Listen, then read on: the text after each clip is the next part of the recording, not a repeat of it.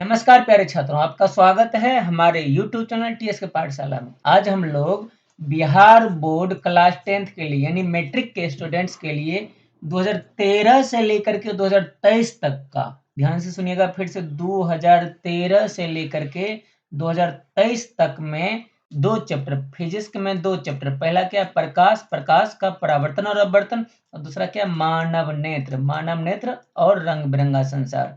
प्रकाश का परावर्तन एंड अपवर्तन, ये दो चैप्टर हो गए। इसमें परावर्तन अपवर्तन दो पार्ट है, मानव नेत्र और रंग बिरंगा संसार। ये जो चैप्टर है हमारा, इसमें पिछले 2013 से 23 तक में जितने भी पूछे गए वस्तुनिष्ठ प्रश्न हैं, पूछे गए सभी वस्तुनिष्ठ प्रश्न को हम लोग देखने वाले हैं। हम लोग कुल 10 साल का, टोटल 10 साल में इन दो चैप्टर से जो भी ऑब्जेक्टिव सवाल पूछा गया सबको आज की क्लास में एक ही वीडियो में देखने वाले हैं। तो देखते हैं हम लोग अपना पहला सवाल। तो पहला सवाल हमारे पास, इन सभी प्रश्न को देख करके आपको ये अंदाजा लगेगा कि बिहार बोर्ड किस साल किस लेवल का प्रश्न पूछता है और आपसे ये प्रश्न बनता है या नहीं, ये चीज भी हमें कमेंट सेक्शन में जरूर बतलाइएगा। गोलीय दर्पण में फोकसांतर, फोकसांतर यानी कि फोकस दूरी एफ एवं वक्रता त्रिज्या, वक्रता त्रिज्या यानी कि हम लोग आर लिखते हैं या स्मॉल आर भी लिखते हैं, के बीच संबंध है। फॉर्मूला पूछा गया, हम लोगों ने फॉर्मूला पढ़ा हुआ, आर बराबर क्या था, 2f, यानी कि वक्रता त्रिज्या फोकस दूरी की दोगुनी होती है, या इसी को हम लोग इस प्रकार से भी लिख सकते हैं, एफ बराबर आर बटा 2। तब ऑप्शन में देखते कौन सा सही होगा। ये ऑप्शन नंबर ए ही हमारा सही हो गया, आर बराबर 2f लिखा हुआ है। बी तो बिल्कुल गलत, बराबर नहीं होगा, एफ। अच्छा एक मिनट, ये सी नंबर भी सही लिखा हुआ, ये टाइपिंग मिस्टेक होगा, नहीं तो दो दो ऑप्शन सही नहीं होते हैं। इसमें ए और सी दोनों सही लिखा हुआ है, क्योंकि आर बराबर 2f भी होता है, आर बटे 4f और आर बटे 2 भी होता है। तो यहाँ ऑप्शन नंबर ए और बी दोनों सही है, ए और सी, ए और सी दोनों सही है। अगला सवाल हमारे पास है, नेक्स्ट सवाल है कि अवतल लेंस का आवर्धन, यानी लेंस का आवर्धन का फॉर्मूला पूछा है। लेंस चाहे उत्तल हो या अवतल, उसका फॉर्मूला तो हम लोग ने पढ़ा हुआ है, एम बराबर क्या होता था, भी बटा यू। लेंस चाहे उत्तल हो या अवतल, आवर्धन का फॉर्मूला होता था भी बटा यू, जो कि ऑप्शन नंबर ए में लिखा हुआ है, यानी कि हमारा ऑप्शन नंबर ए अभी सही हो जाएगा। लेंस का आवर्धन का फॉर्मूला एम बराबर भी बटा यू, याद रखना है।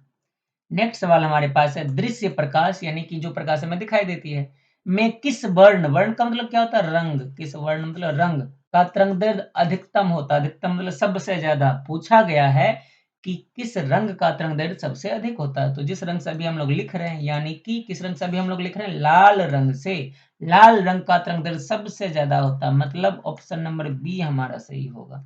अच्छा, अगर इसी में ये सबसे ज्यादा क्या होगा, सबसे ज्यादा हो गया लाल रंग, और अगर ये पूछ ले कि सबसे कम किसका तरंगदैर्ध्य होता है, तो सबसे कम होता है, याद रखिएगा, बैंगनी रंग का, ये भी ऑब्जेक्टिव आ जाएगा। ये दोनों किसके बारे में चर्चा है, तरंगदैर्ध्य के बारे में।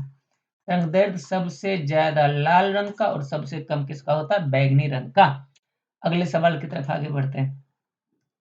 नेक्स्ट सवाल हमारे पास 2014 में आ गया, ये 2014 का प्रश्न है। अभी तक में हम लोगों ने जो प्रश्न देखा था 2013 के प्रथम पालिका था, 13 में एक ही सेटिंग में एग्जाम हुआ करता था। अब 2014 में प्रथम पालिका क्वेश्चन हम लोग देखेंगे।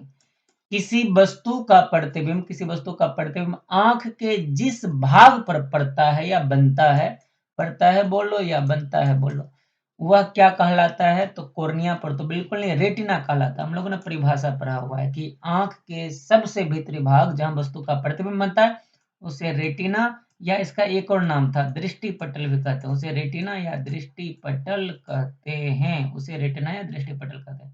ऑप्शन नंबर बी हमारा सही हो जाएगा। अगला सवाल है 2 नंबर का, एक स्वस्थ आंख की दूर बिंदु, दूर बिंदु का मतलब मैक्सिमम सबसे ज्यादा दूर कितना देख सकता है। तो अगर किसी व्यक्ति का आंख स्वस्थ है, यानी सामान्य आंख भी बोला जा सकता है, सामान्य आंख बोलेगा या फिर क्या बोलेगा, या फिर स्वस्थ आंख बोलेगा। क्लियर बात, सामान्य आंख या स्वस्थ आंख, दोनों में कुछ भी बोल सकता है। तो सामान्य आंख के लिए दूर बिंदु होता है अनंत, जो कि ऑप्शन नंबर डी में लिखा हुआ, हमारा ऑप्शन नंबर डी सही हो जाएगा। सामान्य आंख के लिए दूर बिंदु क्या होता है, अनंत पर होता है। अगला सवाल हमारे पास है, जो नेत्र निकट स्थित वस्तु को साफ साफ नहीं देख सकता है, उस नेत्र में कौन सा दोष होता है, यानी कि निकट की वस्तुओं को नहीं देख पाता है, तो दूर की वस्तुओं को क्या करेगा, दूर की वस्तुओं को देख पाएगा, दूर की वस्तुओं में हाँ यानी कि देख पाता है,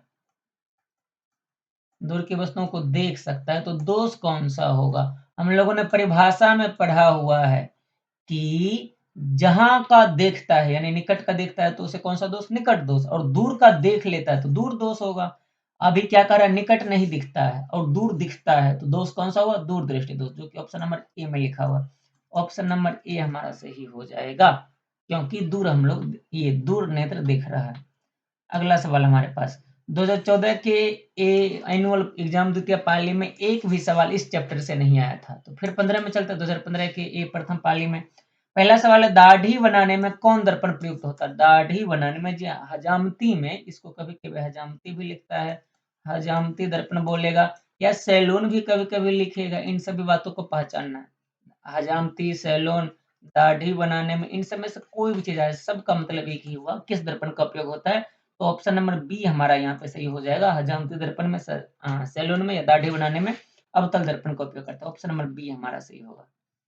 नेक्स्ट सवाल हमारे पास है, सरल सूक्ष्मदर्शी में किसका उपयोग होता है। तो ध्यान दीजिएगा कि कम फोकस दूरी के, पतले, ये जो उत्तल लेंस होता है, सीधा सीधा इतना समझो आप कि उत्तल लेंस को ही हम लोग सरल सूक्ष्मदर्शी कहते हैं। उत्तल लेंस को ही हम लोग क्या कहते हैं, सरल सूक्ष्मदर्शी कहते हैं। पतले उत्तल लेंस को ही हम लोग सरल सूक्ष्मदर्शी कहते हैं। तो हमसे सवाल क्या पूछा गया कि सरल सूक्ष्मदर्शी में किसका उपयोग होता है, तो सिंपली उत्तल लेंस का ही होगा ना, क्योंकि उत्तल लेंस को ही सरल सूक्ष्मदर्शी कहते हैं। इसका ऑप्शन नंबर डी हमारे सही हो जाएंगे।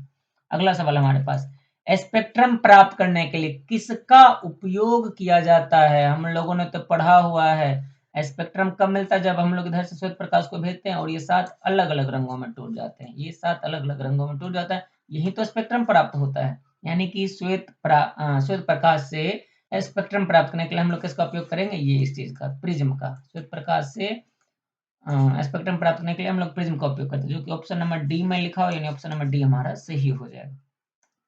नेक्स्ट सवाल है, अब 2015 के द्वितीय पाली में, 2015 के द्वितीय पाली में अभी केवल समझने पर ध्यान देना है, अभी केवल समझना है। छापने के लिए, नोट्स लेने के लिए कोई टेंशन नहीं, क्योंकि नोट्स आपको हमारे टेलीग्राम चैनल पर, हमारा टेलीग्राम चैनल पर क्या नाम है, TSK पाठशाला, इसी नाम से हमारा टेलीग्राम चैनल है। आप वहां जाकर के ढूंढ सकते हो। तुरंत इस वीडियो के खत्म होने के तुरंत बाद टेलीग्राम पर आपको ये PDF मिल जाएगा।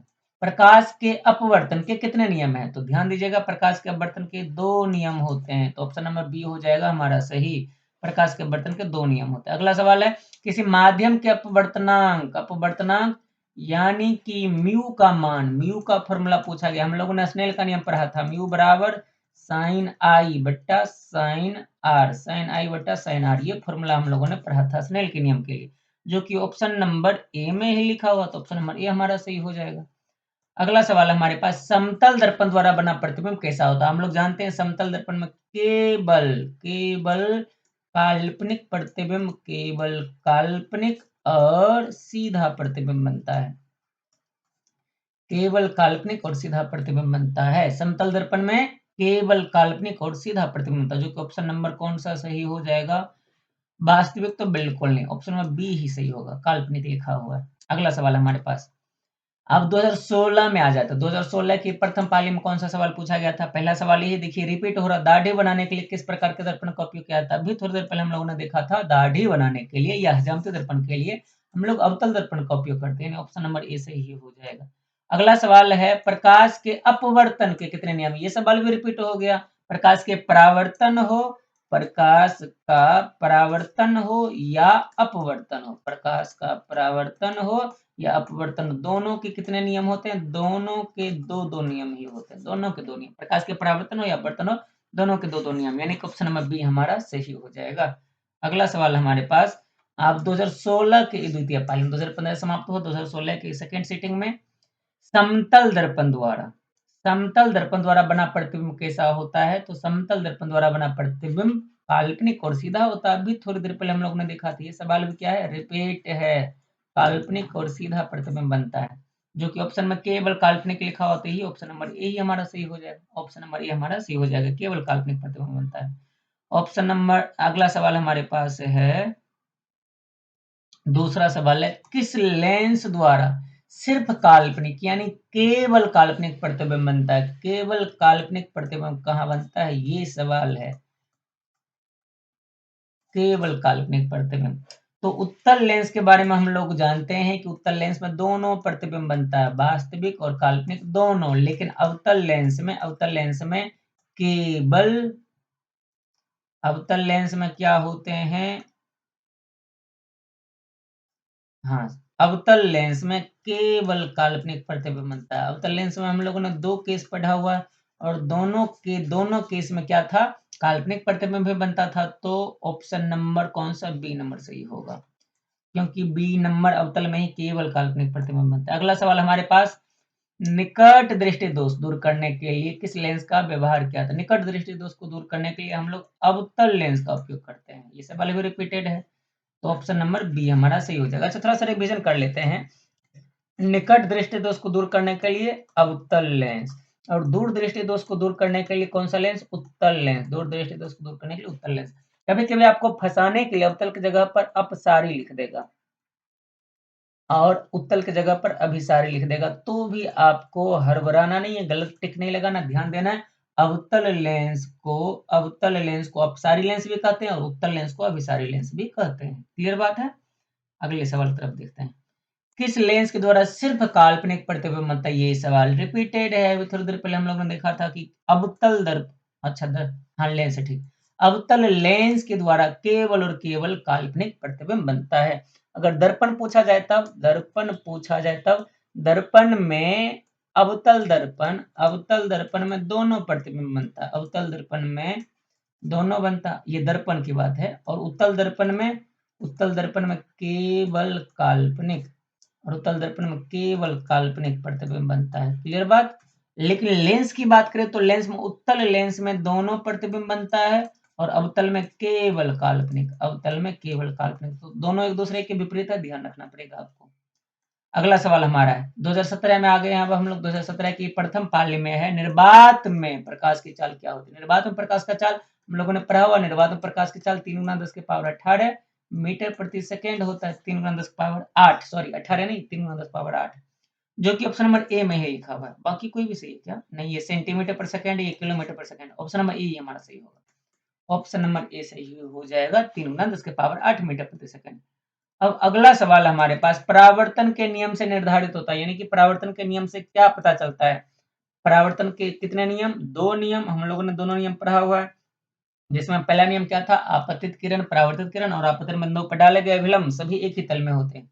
और दूसरा नियम था कोण आई बराबर कोण आर, यानी आपतन कोण बराबर परावर्तन कोण, जो कि ऑप्शन नंबर ए में ही लिखा हुआ, यानी कि ऑप्शन नंबर ए हमारा सही हो जाएगा। अगला सवाल, लेंस में मुख्य फोकस की संख्या, यानी कि लेंस में कितने मुख्य फोकस होते हैं? लेंस चाहे उत्तल हो या अवतल, दोनों में दोनों तरफ मुख्य फोकस होता है, दोनों तरफ मुख्य फोकस होता है। यानी कि याद रखिएगा, लेंस चाहे उत्तल हो या अवतल, हमेशा इसके पास दो दो मुख्य फोकस। तो ऑप्शन नंबर ए हमारा सही हो जाएगा। लेंस में 2 मुख्य फोकस होते हैं। अगला सवाल है 2017 का द्वितीय पाली। 2017 का द्वितीय पाली में प्रकाश की किरणें गमन करती हैं। प्रकाश की किरणें किस प्रकार से गमन करती है? तो हमने पढ़ा हुआ, प्रकाश की किरणें हमेशा सीधी रेखा में गमन करती है। प्रकाश की किरणें हमेशा सीधी रेखा में गमन करती है। ऑप्शन नंबर ए सही हो जाए। प्रकाश की किरणें हमेशा सीधी रेखा में गमन करती है। प्रश्न नंबर 2, हजामती के लिए दर्पण का उपयोग होता है? तो ये सवाल भी रिपीटेड है, हम लोगों ने थोड़ी देर पहले पढ़ा हुआ था कि अवतल दर्पण का उपयोग, ऑप्शन नंबर ए हमारा सही होगा, अवतल दर्पण का उपयोग हजामती दर्पण के रूप में किया जाता है। अब अगला सवाल हमारे पास है कि सर्च लाइट का परावर्तक सतह होता है। सर्च लाइट का परावर्तक सतह किस प्रकार का होता है? ध्यान दीजिएगा, ऑप्शन नंबर बी हमारा सही होगा। अवतल दर्पण ही सर्च लाइट के परावर्तक सतह के रूप में उपयोग किया जाता है। तो ऑप्शन नंबर बी सही हो जाएगा। चौथा प्रश्न हमारे पास, आंख व्यवहार होता है, यानी कि आंख का किस प्रकार से काम होता है? तो ऑप्शन नंबर बी उत्तल लेंस की तरह से, उत्तल लेंस की तरह आंख व्यवहार करता है। किस प्रकार? उत्तल लेंस की तरह, क्योंकि आंख के नेत्र गोलक में ये इस प्रकार से यहाँ पे कौन सी लेंस होती है? उत्तल लेंस। अगला सवाल है हमारे पास, अब 2018 में हम लोग पहुंच गए। 2018 के प्रथम पाली में कितने सवाल थे? प्रश्न नंबर 1, दांत विशेषज्ञ यानी दांत के डॉक्टर किस दर्पण का उपयोग मरीजों के दांतों का बड़ा प्रतिबिंब देखने के लिए करता है? तो बड़ा प्रतिबिंब केवल एक ही दर्पण में बनता है, जिसका नाम है अवतल दर्पण। तो उपयोग किसका करेगा डॉक्टर? अवतल दर्पण का ही, यानी कि हमारा ऑप्शन नंबर बी सही हो जाएगा। अगला सवाल, 2 नंबर, कौन सा लेंस अपसारी लेंस भी कहलाता है? थोड़ी देर पहले हम लोगों ने डिस्कस किया था कि अवतल लेंस को हम लोग अपसारी लेंस कहते हैं। अवतल लेंस को अपसारी लेंस और उत्तल लेंस को हम लोग क्या कहते हैं, अभिसारी लेंस कहते हैं। उत्तल लेंस को हम लोग अभिसारी लेंस कहते हैं। दोनों बातों को ध्यान में रखना है। तो अवतल लेंस को अपसारी लेंस और उत्तल लेंस को अभिसारी लेंस। सवाल क्या है, कौन सा लेंस अपसारी लेंस कहलाता है? तो ऑप्शन नंबर ए हमारा सही हो जाएगा।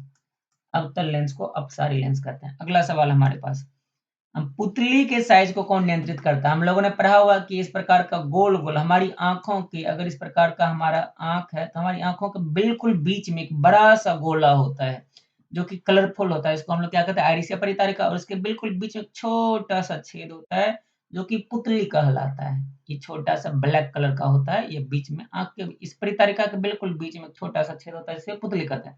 अब सवाल ये है कि इस पुतली के साइज को कौन नियंत्रित करता है, छोटा बड़ा कौन करता है? तो चूंकि पुतली है, आइरिस के बीच में ये बड़ा वाला क्या, आइरिस, इसी का एक और नाम आइरिस या परितारिका, आइरिस या परितारिका। तो पुतली के साइज को नियंत्रित करने वाला कौन, आइरिस या परितारिका, जो कि ऑप्शन नंबर बी में लिखा हुआ। तो हमारा बी नंबर पर आंसर सही हो जाएगा। अब अगला सवाल है हमारे पास, किस दृष्टि दोष को अवतल और उत्तल दोनों लेंसों से बने द्विफोक्सी लेंस के द्वारा दूर किया जाता है? तो द्विफोक्सी लेंस लगाते हैं हम लोग, ध्यान से सुनिएगा। निकट दृष्टि दोष के लिए अवतल, निकट दृष्टि दोष के लिए अवतल, और दूर दृष्टि दोष के लिए कौन सा लेंस, उत्तल लेंस का चश्मा। और जरा दृष्टि दोष के लिए कौन सा लेंस का चश्मा यूज करते हैं? जरा दृष्टि दोष के लिए होता है द्विफोक्सी लेंस, द्विफोक्सी लेंस। क्लियर बात? तो इस प्रकार से हम लोगों को पता चला कि द्विफोक्सी लेंस के द्वारा बने चश्मा का उपयोग हम लोग जरा दृष्टि दोष में करते हैं। मतलब ऑप्शन नंबर सी हमारा सही होगा। अगला सवाल 5 नंबर, एक प्रयोग में अवतल दर्पण द्वारा किसी बिंब का प्रतिबिंब एक पर्दे पर बनता है, यानी दर्पण है अवतल और प्रतिबिंब कहाँ बना, पर्दा पर। क्लियर बात? दर्पण की फोकस दूरी को निर्धारित करने के लिए, यानी कि एफ चाहिए, एफ का मान निकालने के लिए प्रयोगकर्ता को मापने की जरूरत है, यानी एफ चाहिए। और अगर एफ चाहिए तो हम लोगों को क्या क्या नापना पड़ेगा? पहली बात तो हमें पर्दा दिया हुआ है, पर्दा पर प्रतिबिंब बना हुआ, यानी कि भी का मान हमारे पास पता है। और वस्तु रखा हुआ है दर्पण के सामने, तो वस्तु दूरी भी हम लोग उसको नाप करके पता कर सकते हैं। यानी कि अगर भी और यू पता चल जाए तो एफ बड़ी आराम से पता चल जाएगा। तो भी कहाँ है, पर्दा पर, यू कहाँ, वस्तु पर। ठीक, ऑप्शन देखते हैं कौन सा सही होगा। दर्पण तथा पर्दा के बीच की दूरी, नहीं बिल्कुल गलत। दर्पण तथा बिंब के बीच की दूरी को, अच्छा ये है दर्पण तथा पर्दा के बीच की दूरी को, दर्पण से पर्दा के बीच की दूरी को तो भी कहते हैं हम लोग। ध्यान से देखिएगा, सवाल थोड़ा सा ऑप्शन उलझाने की कोशिश किया विद्यार्थी को, जबकि है बड़ा आसान। दर्पण तथा बिंब के बीच की दूरी, यानी कि ये तो यू हो गया।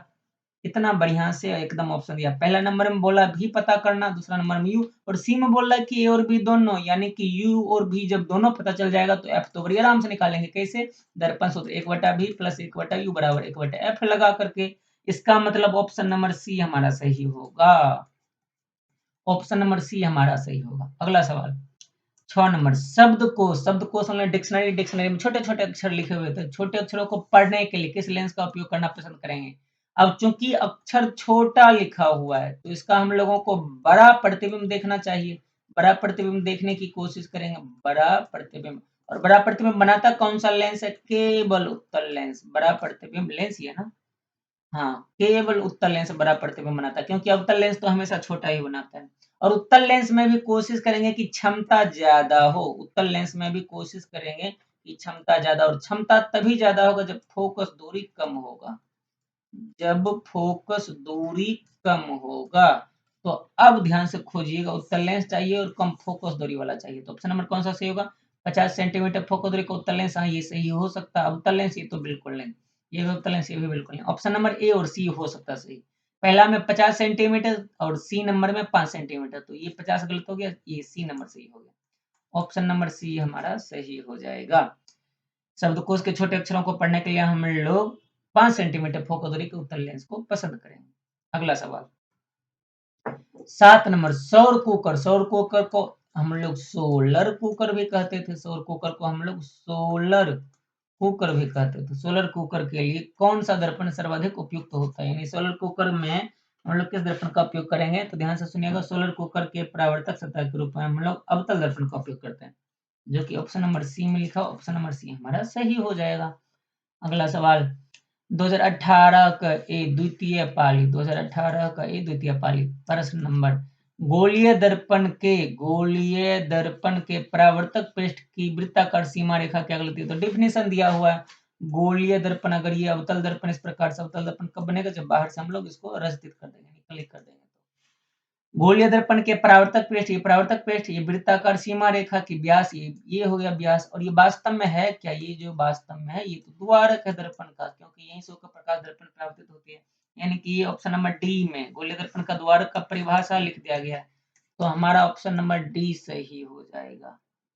अगला सवाल, निम्नलिखित में से कौन उत्तल दर्पण की फोकस दूरी है जिसकी वक्रता त्रिज्या 32 सेंटीमीटर? पहली बात तो उत्तल दर्पण है, और उत्तल दर्पण की फोकस दूरी होती है किस प्रकार से? धनात्मक।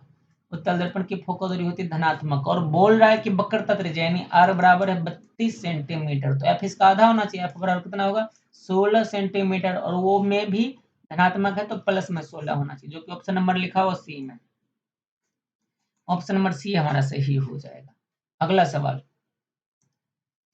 3 नंबर, यदि किसी बिंब का प्रतिबिंब का आवर्धन ऋणात्मक है, यानी m का मान ऋणात्मक दिया हुआ है, m ऋणात्मक है, तो उस प्रतिबिंब की प्रकृति, तो हम लोगों ने नोट में लिखा हुआ था, पढ़ा हुआ था कि अगर आवर्धन ऋणात्मक आए तो प्रतिबिंब वास्तविक, और अगर आवर्धन धनात्मक आता है, और अगर आवर्धन धनात्मक होता है तो प्रतिबिंब कैसा होगा? काल्पनिक होगा। तो प्रतिबिंब काल्पनिक होगा। क्लियर बात? तो अभी बोल रहा है कि आवर्धन ऋणात्मक है तो वास्तविक प्रतिबिंब होना चाहिए, तो ऑप्शन नंबर ए सही हो जाएगा, वास्तविक और उल्टा, क्योंकि वास्तविक प्रतिबिंब है तो उल्टा ही होगा। अगला सवाल, 4 नंबर, नेत्र में प्रवेश करने वाली प्रकाश किरणों का अधिकांश अपवर्तन कहाँ पे होता है? हमारी आंखों में प्रवेश करने वाली प्रकाश किरणें सबसे पहले ये इस प्रकार की जो उभरी हुई पारदर्शी झिल्ली होती है, इसको हम लोग कॉर्निया कहते हैं। इसको हम लोग क्या कहते हैं? कॉर्निया। सबसे पहले कॉर्निया पर ही पड़ती है, और मैक्सिमम अपवर्तन, अधिकांश अपवर्तन इसी जगह पे होता है, अधिकांश अपवर्तन इसी जगह पे होता है। तो ऑप्शन नंबर सी हमारा सही होगा, कॉर्निया के बाहरी पृष्ठ पर प्रकाश का अधिकांश अपवर्तन होता है, यानी कि ऑप्शन नंबर सी हमारा सही हो जाएगा।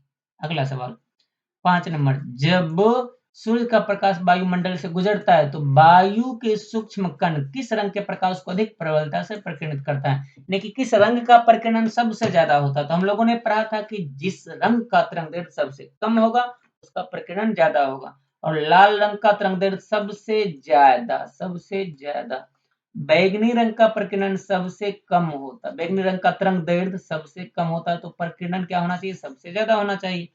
ऑप्शन में बैंगनी है नहीं, बैंगनी के बाद जामुनी होना चाहिए, लाल नारंगी हरा जामुनी भी नहीं, उसके बाद नीला, बैजानी पिनाला, हम लोगों ने ट्रिक पढ़ा हुआ है, बैजानी पिनाला, यानी कि बैंगनी नहीं है तो जामुनी, जामुनी भी नहीं है तो नीला, नीला रंग का प्रकीर्णन सबसे ज्यादा होगा। हाँ, नीला है, ऑप्शन नंबर डी में लिखा हुआ, मतलब ऑप्शन नंबर डी हमारा सही होगा, नीला रंग का प्रकीर्णन सबसे ज्यादा होता है। अगला सवाल हमारे पास 2019 में अब आ गए। 2019 की प्रथम पाली में पहला सवाल क्या है? निम्न में से किस लेंस की फोकस दूरी धनात्मक होती है? तो हम लोगों ने पढ़ा हुआ कि उत्तल लेंस की फोकस दूरी धनात्मक और अवतल लेंस की फोकस दूरी इस तरफ होती है, यानी कि ऋणात्मक होती है। तो ऑप्शन नंबर बी हमारा सही हो जाएगा, उत्तल लेंस की फोकस दूरी धनात्मक होती है। अगला सवाल हमारे पास है, किस दर्पण का उपयोग सामान्यतः वाहनों का पश्च दृश्य दर्पणों के रूप में किया जाता है, यानी कि साइड मिरर के रूप में। इसको साइड मिरर भी हम लोग कहते हैं अंग्रेजी में, या फिर इसका एक और नाम है पृष्ठदर्शी, इसका एक और नाम है,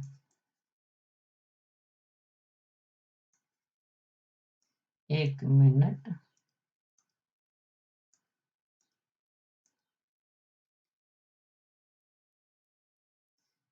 इसका एक और नाम है पृष्ठदर्शी दर्पण। हाँ, अब ठीक है, साइड मिरर या पृष्ठदर्शी दर्पण के रूप में। तो किस दर्पण का उपयोग हम लोग साइड मिरर में, पृष्ठदर्शी दर्पण में या पश्च दृश्य दर्पण के रूप में करते हैं? तो ये तो आपको पता ही होना चाहिए, क्योंकि हम लोगों ने क्लास में पढ़ा हुआ है कि उत्तल दर्पण का उपयोग, ऑप्शन नंबर सी हमारा सही होगा, उत्तल दर्पण का उपयोग हम लोग पृष्ठदर्शी दर्पण, साइड मिरर या पश्च दृश्य दर्पण के रूप में उपयोग करते हैं। अगला सवाल है 3 नंबर, नई कार्तीय चिन्ह परिपाटी के अनुसार दर्पण के सामने रखे गए बिंब की दूरी, बिंब की बिंब दूरी यानी कि वस्तु दूरी, दर्पण के सामने रखे गए वस्तु, दर्पण चाहे उत्तल हो या अवतल, दर्पण के सामने रखे गए वस्तु दूरी यू का मान क्या लेते हैं, यू तो हमेशा ध्रुव से बाईं ओर है, ध्रुव से बाईं ओर है, या आपसी प्रकाश के विपरीत दिशा में होते हैं तो इसका मान हमेशा ऋणात्मक होता है। ये न्यूमेरिकल में भी काम आएगा, आपको ध्यान रखिएगा। वस्तु दूरी का मान हमेशा ऋणात्मक होता है, यानी कि ऑप्शन नंबर बी हमारा सही होगा।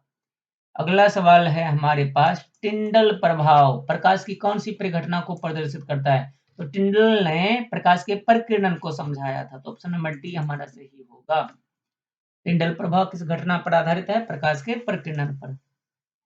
5 नंबर, किस वर्ण यानी रंग का तरंग सबसे बड़ा मतलब ज्यादा बोला जा रहा है, और सबसे ज्यादा किस रंग का परिकिरण होता है? हम लोगों ने पढ़ा है लाल रंग का तरंग सबसे ज्यादा, लाल रंग का तरंग सबसे ज्यादा, और बैगनी रंग का तरंग सबसे कम। बैगनी रंग का तरंग बैगनी का सबसे कम होता है। क्लियर बात? तो सवाल क्या है अभी हमारे पास, किस रंग का तरंग सबसे बड़ा है? ऑप्शन नंबर ए हमारा सही होगा, लाल रंग का तरंग सबसे ज्यादा होता है, लाल रंग का तरंग सबसे ज्यादा होता है। अगला सवाल 6 नंबर, सामान्य नेत्र के लिए दूर बिंदु तो हम लोगों ने थोड़ी देर पहले पढ़ा था अनंत होता है, सामान्य नेत्र के लिए दूर बिंदु कौन होता है? अनंत होता है, यानी हम लोग अनंत तक देख सकते हैं। 7 नंबर का प्रश्न है हमारे पास, किस लेंस का उपयोग दीर्घ दृष्टि दोष, इसको हम लोग दूर दृष्टि दोष भी कहते हैं, इसको हम लोग दूर दृष्टि दोष भी कहते हैं, यानी कि किस लेंस का उपयोग दूर दृष्टि दोष को दूर किया जाता है? तो ऑप्शन नंबर बी सही होगा, उत्तल लेंस के द्वारा, उत्तल लेंस के द्वारा दूर दृष्टि दोष को दूर करने के लिए उपयोग किया जाता है। क्लियर बात? और निकट के लिए किसको? अवतल को। निकट के लिए अवतल, दूर के लिए उत्तल, इस बात को ध्यान रखिएगा। ऑप्शन नंबर बी हमारा सही होगा। अगला सवाल 2019 के द्वितीय पाली में अब हम लोग पहुंच गए हैं। 2019 के द्वितीय पाली में सवाल कौन सा पूछा था इस चैप्टर से? निम्न में से किस माध्यम में प्रकाश की चाल अधिकतम होती है, यानी इन चारों में ढूंढना किसमें प्रकाश की चाल सबसे ज्यादा होगी। तो जल, शीशा, हीरा, हवा, हवा में सबसे ज्यादा होगी। बड़ी कॉमन सवाल है। ऑप्शन नंबर ए हमारा सही होगा, क्योंकि हवा में प्रकाश की चाल सबसे ज्यादा होगी। अगला सवाल हमारे पास है, किसी लेंस द्वारा उत्पन्न आवर्धन का ऐसे मात्रक, आवर्धन m बराबर HI/HO, ये फॉर्मूला होता है, या V/U। क्योंकि इन दोनों पर ध्यान दीजिए, तो V प्रतिबिंब दूरी, U वस्तु दूरी, यानी कि दोनों दूरी, HI प्रतिबिंब की ऊंचाई, HO वस्तु की ऊंचाई, यानी कि दोनों ऊंचाई, तो दोनों कट कट के कितना आ जाएगा? मात्रक विहीन, यानी कि मात्रक अगर होगा भी तो कट जाएगा, क्योंकि ये शुद्ध अनुपात है। ये क्या है? शुद्ध अनुपात। और अगर शुद्ध अनुपात राशि हो तो उसका मात्रक नहीं होता है, मात्रक नहीं होता है, यानी कि हो गया मात्रक विहीन। ऑप्शन नंबर डी सही होगा। अगला सवाल हमारा नेक्स्ट सवाल है, अब निम्न में से किस दर्पण की फोकस दूरी धनात्मक होती है, यानी किसका फोकस दूरी धनात्मक होता है? हम लोगों ने पढ़ा हुआ है, अवतल दर्पण की फोकस दूरी बाईं बगल होती है, यानी कि ऋणात्मक, और उत्तल दर्पण की फोकस दूरी, उत्तल दर्पण की फोकस दूरी दाईं बगल होती है, तो इसका धनात्मक होता है। तो ऑप्शन नंबर बी सही होगा, उत्तल दर्पण की फोकस दूरी धनात्मक होती है। अगला सवाल, नेत्र में प्रवेश करने वाली प्रकाश किरणों का अधिकांश अपवर्तन कहाँ होता है? तो ऑप्शन नंबर ए, कॉर्निया के बाहरी पृष्ठ पे। हम लोगों ने पढ़ा हुआ है कि नेत्र में प्रवेश करने वाले अधिकांश प्रकाश का अपवर्तन कहाँ होता है? ये कॉर्निया, बाहरी झिल्ली पर, यहीं पे होता है। ऑप्शन नंबर ए सही होगा। अगला सवाल 5 नंबर, वायुमंडल में प्रकाश का कौन सा रंग अधिक प्रकीर्णन करता है, यानी किस रंग का प्रकीर्णन सबसे ज्यादा होगा? तो ऑप्शन नंबर बी, नीले रंग का प्रकीर्णन सबसे ज्यादा होगा।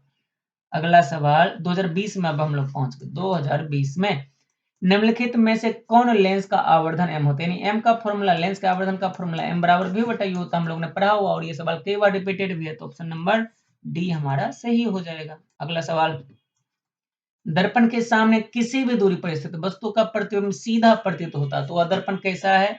यानी कि दर्पण से अगर किसी भी दूरी पर हम लोग वस्तु को ले जाए तो प्रतिबिंब सीधा ही बनता है। तो इसके लिए हम लोग जानते हैं कि समतल दर्पण में हमेशा सीधा ही प्रतिबिंब बनता है, और उत्तल दर्पण में भी प्रतिबिंब हमेशा काल्पनिक और सीधा ही रहता है, हमेशा सीधा, यानी कि ऑप्शन नंबर ए और बी, सॉरी ये समतल और उत्तल दोनों हो सकता है, जो कि केवल समतल तो बिल्कुल नहीं, केवल अवतल भी नहीं, केवल उत्तल भी नहीं। हाँ, डी नंबर, या तो समतल अथवा उत्तल, ये दोनों सही होगा। डी नंबर हमारा सही हो जाएगा।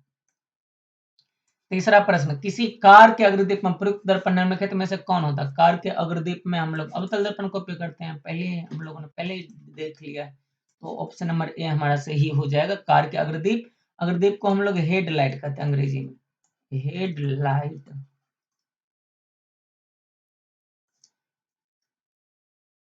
कार के हेडलाइट में हम लोग किस दर्पण का उपयोग करते हैं? तो अवतल दर्पण का। ऑप्शन नंबर ए हमारा सही हो जाएगा। अगला सवाल, निम्नलिखित में से किसका अपवर्तनांक सबसे ज्यादा होता है? अपवर्तनांक तो याद रखिएगा, हीरा का अपवर्तनांक सबसे ज्यादा होता है। कितना? हीरा का अपवर्तनांक म्यू बराबर 2.42 होता है और यही सबसे ज्यादा होता है। तो ऑप्शन नंबर डी हमारा सही होगा, याद रखना। 5 नंबर, निम्नलिखित में से किस लेंस को अभिसारी लेंस भी कहा था? हम लोगों ने पढ़ा हुआ है कि उत्तल लेंस को हम लोग अभिसारी लेंस कहते हैं। उत्तल लेंस को अभिसारी लेंस और अवतल लेंस को कहते हैं अपसारी लेंस। अवतल लेंस को क्या कहते हैं? अपसारी लेंस कहते हैं। तो सवाल में क्या है, किस लेंस को अभिसारी लेंस कहते हैं? तो ऑप्शन नंबर ए सही होगा, क्योंकि उत्तल लेंस ओ में लिखा हुआ है। ऑप्शन नंबर ए सही होगा, उत्तल लेंस को अभिसारी लेंस कहते हैं। 6 नंबर का प्रश्न, निम्नलिखित में से कौन नेत्र का रंगीन भाग होता है? तो नेत्र का रंगीन भाग होता है आइरिस या परितारिका। आइरिस या परितारिका, हम लोग यही दोनों नाम से इसको बुलाते हैं, आइरिस या परितारिका, जो कि ऑप्शन नंबर सी में दिख रहा है। ऑप्शन नंबर सी में दिख रहा है, ऑप्शन नंबर सी हमारा सही हो जाएगा। आइरिस या परितारिका रंगीन भाग होता है हमारी आंखों का, क्योंकि हमारी आंख का रंग आइरिस या परितारिका के रंग से ही निर्भर होता है। अगला सवाल, वायुमंडल में प्रकाश के किस वर्ण का, यानी किस वर्ण मतलब रंग, किस रंग का प्रकीर्णन सबसे अधिक होता है? वायुमंडल में प्रकाश के किस रंग का प्रकीर्णन सबसे अधिक होता है? तो हम लोगों को पता है कि लाल रंग का प्रकीर्णन सबसे कम और बैगनी रंग का प्रकीर्णन सबसे ज्यादा। बैगनी का सबसे ज्यादा, तो ऑप्शन में बैगनी नहीं है। बैगनी के बाद सबसे ज्यादा किसका? जामुनी का। ऑप्शन में जामुनी भी नहीं है। जामुनी के बाद नीला। क्यों? क्योंकि हम लोगों ने ट्रिक पढ़ा हुआ, बैजानिह पीनाला, बैजानिह पीनाला। सबसे पहले बैगनी नहीं है, जामुनी भी नहीं, नीला है। ऑप्शन नंबर बी में नीला हमारा सही हो जाएगा। ऑप्शन नंबर बी हमारा सही होगा, नीला रंग का।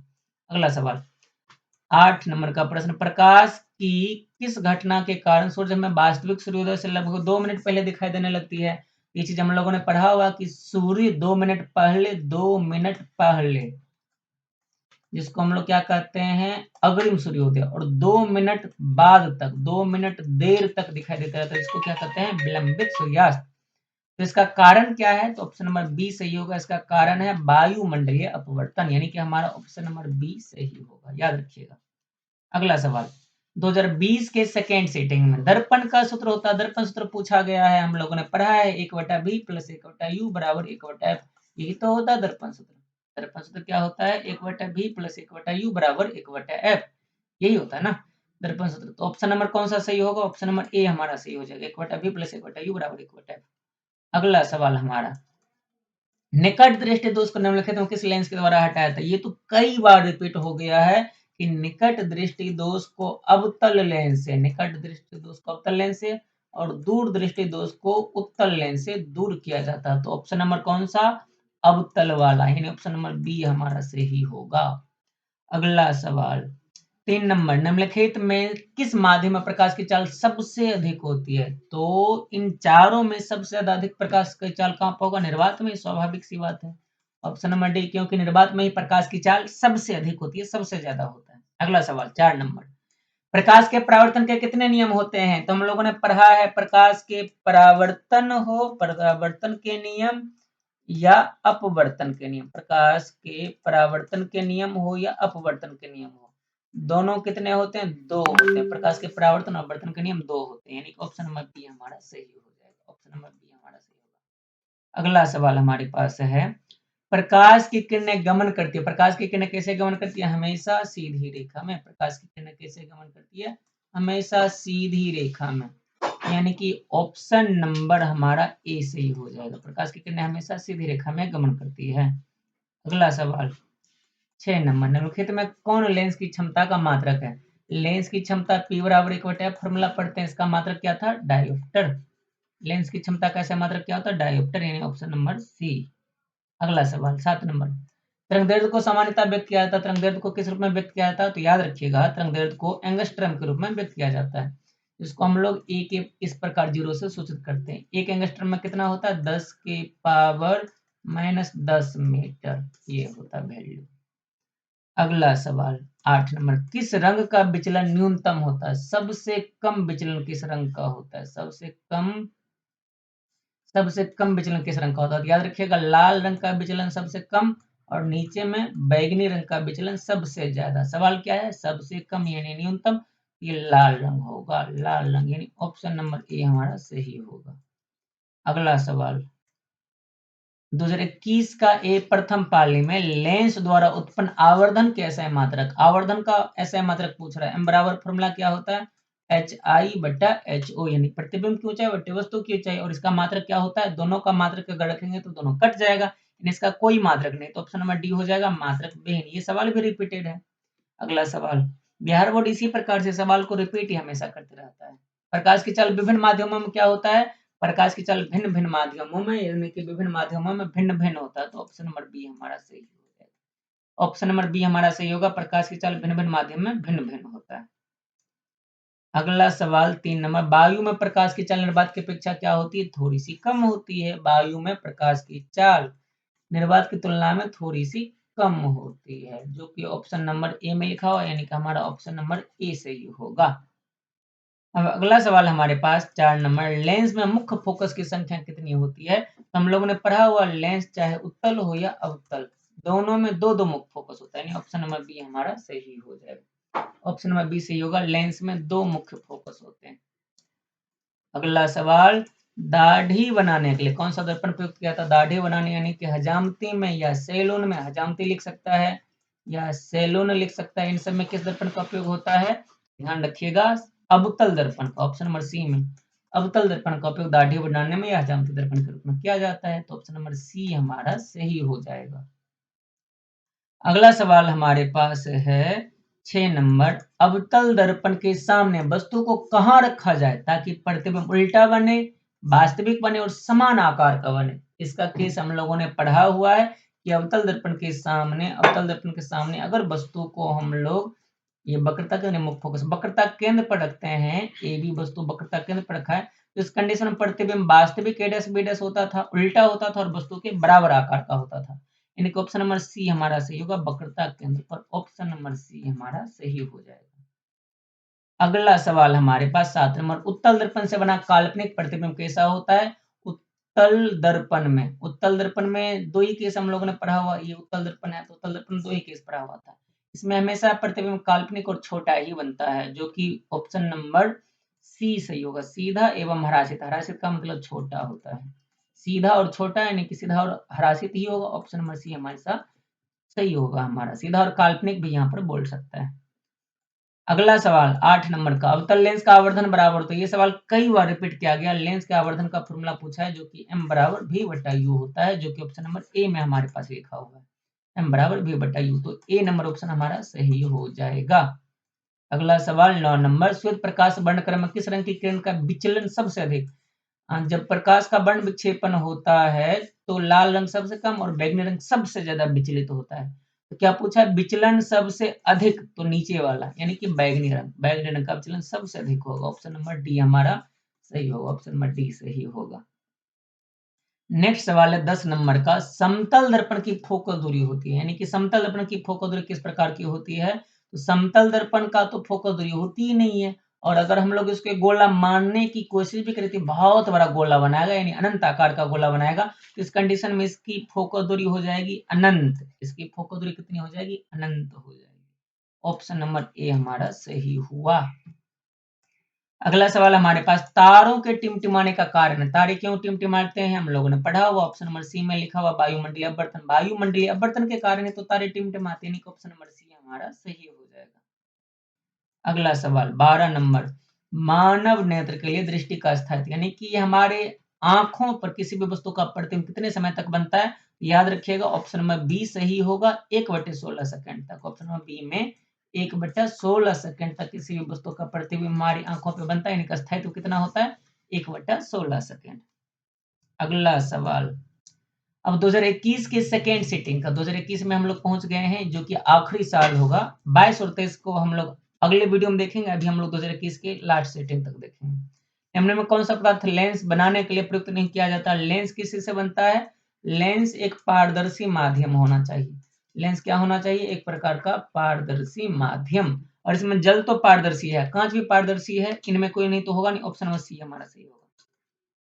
पीतल का उपयोग हम लोग लेंस बनाने के लिए नहीं कर सकते हैं क्योंकि ये पीतल पारदर्शी माध्यम नहीं होता है। तो इस हिसाब से ऑप्शन नंबर सी हमारा सही हो जाएगा।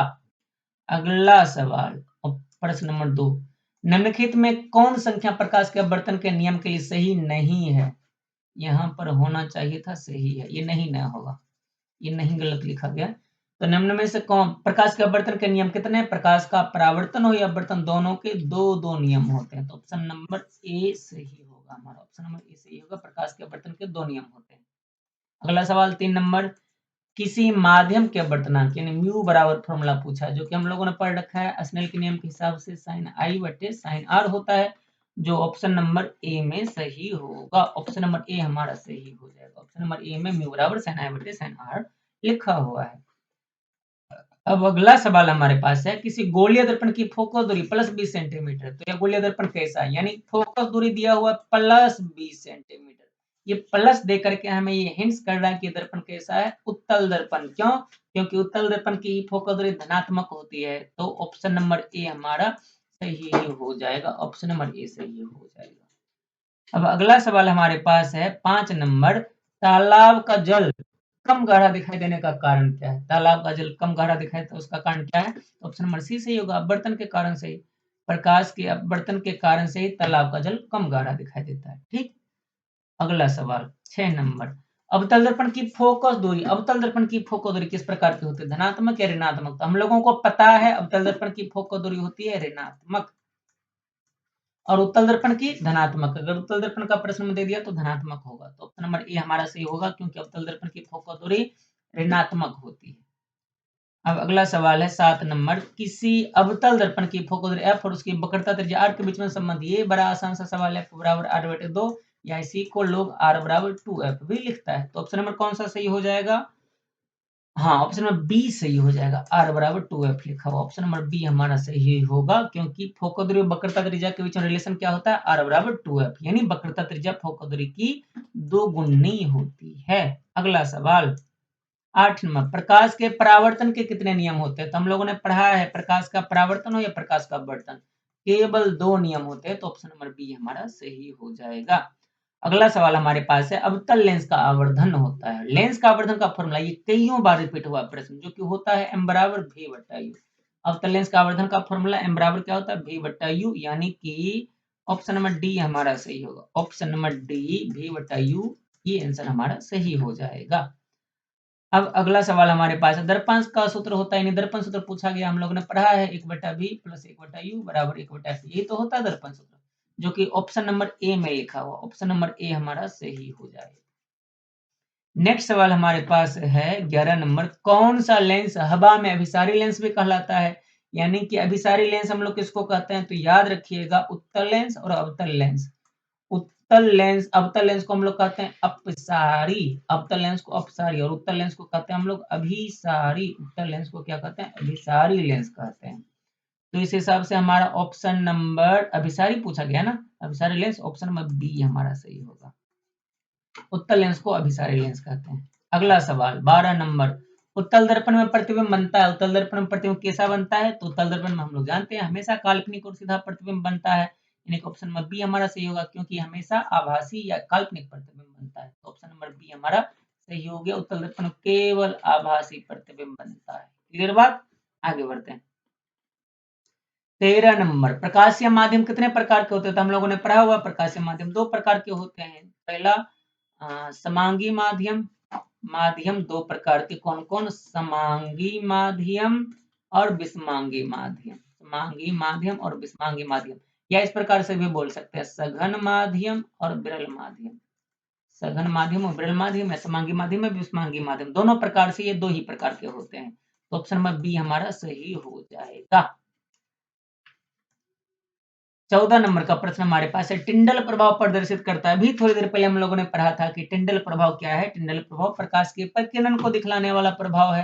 तो टिंडल प्रभाव क्या प्रदर्शित करता है? डी नंबर ऑप्शन, प्रकाश का प्रकीर्णन, यानी कि ऑप्शन नंबर डी हमारा सही हो जाएगा। अगला सवाल 15 नंबर का, किसी वस्तु का प्रतिबिंब आंख के जिस भाग पर बनता हुआ क्या कहलाता है? ये तो कई बार दोहराया गया सवाल है।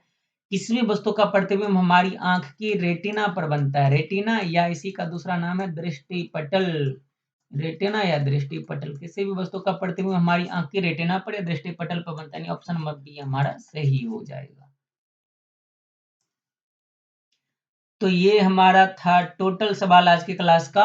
अभी आज की क्लास में हम लोगों ने 2013 से लेकर 2021 तक सबके दोनों सीटिंग में प्रकाश का चैप्टर, पहला चैप्टर जो फिजिक्स का है प्रकाश, और दूसरा चैप्टर जो है मानव नेत्र, इसमें इन 10 साल में जो भी ऑब्जेक्टिव पूछे गए थे सबका हम लोगों ने अभी रिवीजन किया, डिस्कस किया। इसमें से किसी भी सवाल में अगर आपका कोई भी डाउट हो तो हमें कमेंट सेक्शन में बताइएगा। और अगर आप क्लास 10th का या 12th की तैयारी कर रहे हैं, आपको किस सब्जेक्ट में क्या परेशानी आ रही है, आपके बेहतर तैयारी के लिए आप हमसे क्या मदद चाहते हैं, ये भी हमें कमेंट सेक्शन में जरूर लिखिएगा। इस क्लास का पीडीएफ नोट्स पाने के लिए हमारे टेलीग्राम चैनल पर जाइए, जहां आपको सर्च करना पड़ेगा टीएसके पाठशाला। तो आज की क्लास को यहाँ तक पूरा देखने के लिए आपका बहुत बहुत धन्यवाद। मिलते हैं अगले क्लास में। धन्यवाद।